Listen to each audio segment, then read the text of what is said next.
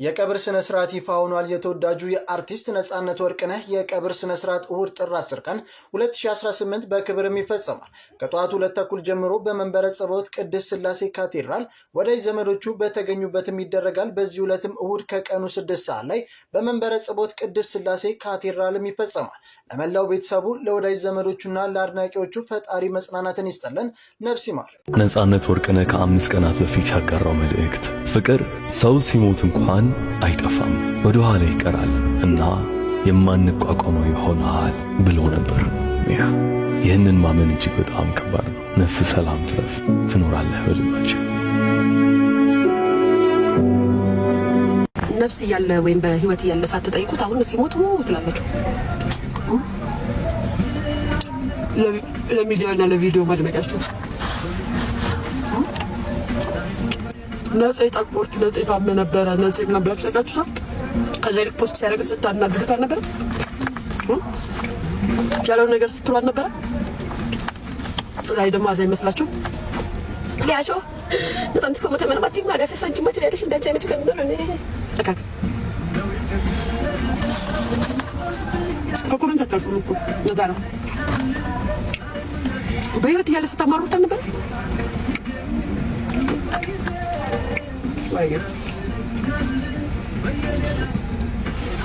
ጋይስ ጎንደር አትጅሚው እዚህ ላይ ተብራችሁ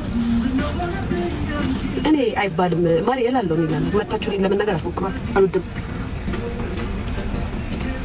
እኔ አስመሳለሁ ስናገር የሆነ ዘመን ነገርሽ እኔ ደበረሽ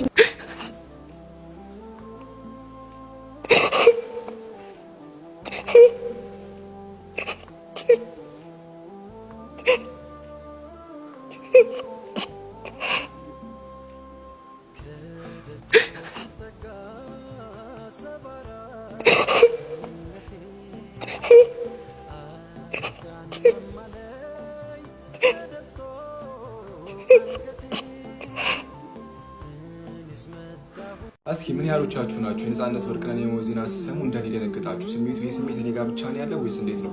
የእውነት ሀቅ ነው የምነግራችሁ። የቤት ሰባባል የሞተበት ያህል ያይላ ፊልም ታረቁት ነገር በጣም ነበር በሰዓቱ የደነገጥኩ። የሰማሁበት ሞመንት ላይ ክው ነበር ያልኩት ማለት ነው። አልጠበቅኩኝም። በቃ በጣም ተጫዋች ቀላጅ ቁም ነገር የሚያስተላልፍ በዛው ልክ ማለት ነው። እንደዚህ አይነት ፐርሰናሊቲ የነበረው ሰው እንደሆነ ብዙዎቻችን የቤተሰብ ጨዋታ ላይ ተመልክተናል። ከዛ በፊትም እንግዲህ ባለው ሀያቱም ያው ያውቃል ማለት ነው። ኢስላሚክ ኮንቴንት ነው እዚህ ጋር ለምን አመጣውና አንዳት ጉዳዩ ስለሞትና ስለመኖር ጉዳይ ነው። ያው ለብዙዎቻችን የሆነ የለም መች እንደምንሄድ እንደማናቅና ያው በጣም ብዙ ፋውል እንሰራ አይደል ሁላችንም እኔንም ጨምሮ ማለት ነው። አላህ ያስተካክለን። ብቻ ግን ሀቂቃ የእውነት ነበረ የደነገጥኩት። ይህን ስሜት እስኪ ልጋራችሁ እንደ ሁላችሁም እንደኔ ሰማችሁ የሚለውን ማወቅ ስለፈለኩኝ ነው። የነገሩን ነገር አላህ እንግዲህ እንድንዘጋጅ አድርገን ለሞት እንግዲህ ለቤተሰቦቹ አላህ መጽናናትን ይስጣችሁ ነው የምንለው።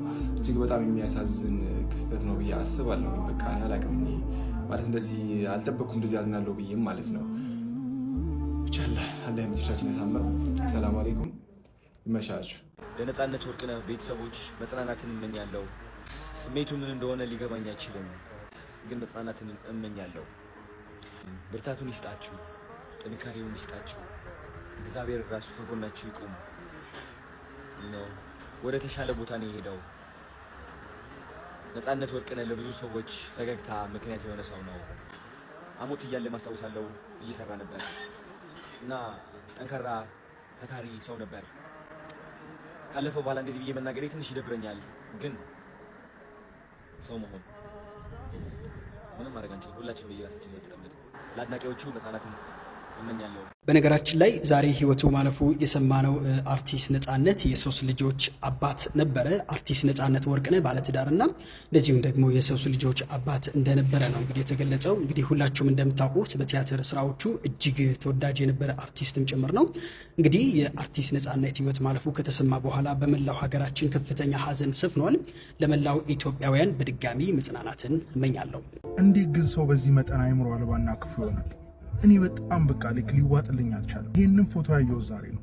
ነዚህ በጣም ደብሮት ነበር። ያን ጊዜ ገና ታመመ ሲባል ሞተ እንዲሆነ አይነት ወሬ፣ እንዴት ሰው በዚህ መጠን ለላይ ይሄን ያህል ነገር ያደርጋል?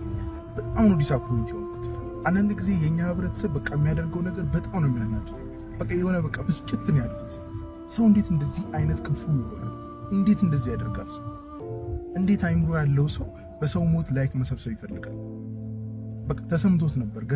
ገና በህይወት እያለ ተሰምቶት ነበር። ገና ያን ጊዜ ምንም ነገር ሳይፈጠር ሰው ታሞ ከዛ ቤተሰቡ ተጨንቆ እንደዚህ አይነት ነገር እንዲታሰራጫላችሁ ይሄን ቪዲዮና ይሄን ፎቶ ሳይ በጣም ይረብሽ እና ብቻ ሳላቅ አረ በስመ አብ በጣም ይደብራል። በጣም አሳፋሪ ተግባር ነው። የምሬ ነው የምላችሁ። ከትልቅ አርቲስት እንደዚህ አይነት አሳፋሪ ተግባር በፍጹም አይጠበቅም። ደረጃ ኃይሌ ተናግሮታል። እኔ መቀረጤን አላውቅም። እንደ ቀድሞ ወዳጅነት አዝኗል ልትቀጥ መስሎኝ ሆስፒታል ውስጥ ሆኜ በጥልቅ አዘን ውስጥ ሆኜ ነው ያወራዋል። ሲበዛ ብልግናና ኦዳምነት ከተማረ ሰው አይጠበቅም ሲል ደረጃ ኃይሌ በፌስቡክ ፔጁ አጋርቷል። ግን በጣም ያሳፍራል ያደረጉት ተግባር። ሰው በዚህ ልክ ዲስሪስፔክት አይደረግም። ቤተሰቦቹ ላይ ቁስል መጣል በጣም ነው ያፈርኩት። የምሬ ነው የምላችሁ።